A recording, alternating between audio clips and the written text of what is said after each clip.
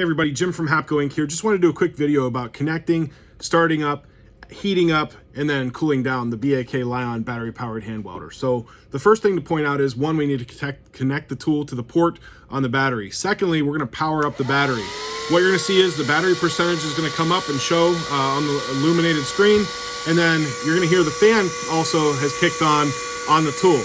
Now the next step we're going to have is, as far as the tool, is we're going to heat the tool up. So we go from the off position, which is the O being depressed on the switch. We're going to flip that toggle switch to where the line is on, so the tool is on line, okay? The next thing we need to do is, just like with our hand welder, when we're using a wall-powered hand welder or one running off a generator, we're actually going to take and make adjustments to our heat. So our heat is going to dial up the same way.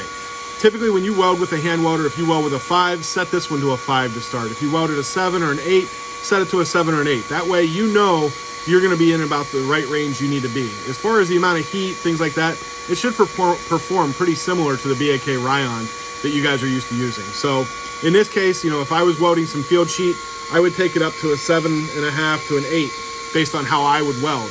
So what we'll do is we'll heat that up. What's great about a battery powered tool is that it is actually going to be almost instant heat. So once you get that tool started, it's only been a few seconds here and we're already probably at temperature with the tool. Next important thing is, when we're done welding, we actually want to then turn our knob, our potentiometer, all the way down to 0. And then we also want to turn the heat off. So we're going to flip that switch back to the off position and allow our fan to run until our tool is completely cooled down. In the case where we run our battery down to 5%, when we get down to 5%, when we have the heat on, the battery is going to play a loud beep, and then it's also going to shut the heat off on our tool. So that way we don't have to worry about burning up our element and burning up our tool. So what will happen is, you'll hear that beep, it'll shut the heat off on the tool, and that beep will continue to play until we switch the heat off on the back of the tool, okay? So what we're gonna do is, we're gonna allow the tool to run, let that fan run until we're blowing cool air, and then we can shut the whole unit off. Hopefully this answers some questions of people how to operate it. I know we've had some calls with people not realizing we have to flip the switch on the back of it, things like that. Hopefully this has been a useful time for you. But if you have any questions, definitely feel free to reach out to your HAPCO regional sales manager. If you're in the Northeast, please reach out to me.